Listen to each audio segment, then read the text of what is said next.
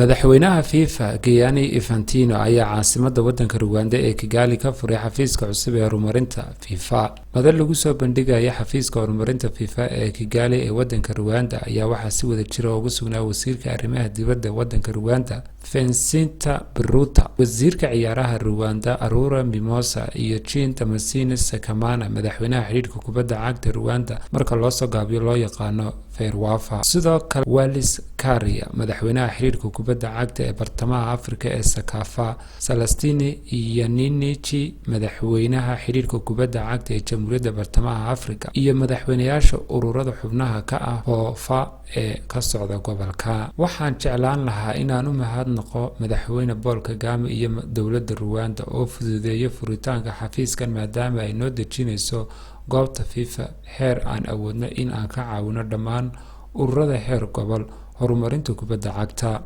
kaabayaasha dhaqaalaha, tartamada, horumarka iyo waxbarashada. Kuwani waa meelaha muhiimka ah ee FIFA diiradda saarayso.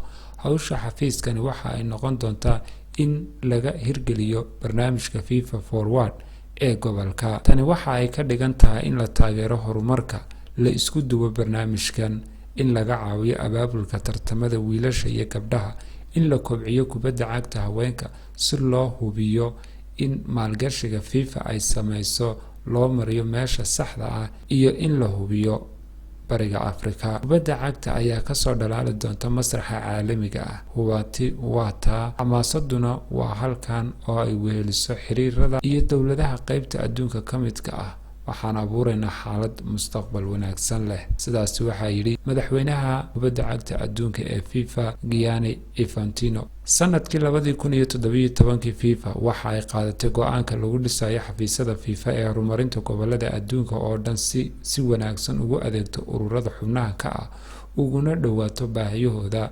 4 ka mid ah xafiisyadan waxa ay ku yaaliin Afrika, kuwaas oo kala ah caasimadda Dakar ee waddanka Senegal, magaalada Johannesburg ee waddanka Koonfur Afrika, iyo midda dhawaan la furi doono ee Brazzaville ee Jamhuuriyadda waddanka Congo. Intaas markii ay soo dhamaatay kadib ayaa madaxweynaha FIFA waxa uu la kulmay madaxweynaha waddanka Rwanda Paul Kagame, iyagoo ka wada hadlay horumarinta kubadda cagta ee dalka iyo tan gobolka. Waan ku faraxsanahay inaan mar kale la kulmo Mr. Kagame.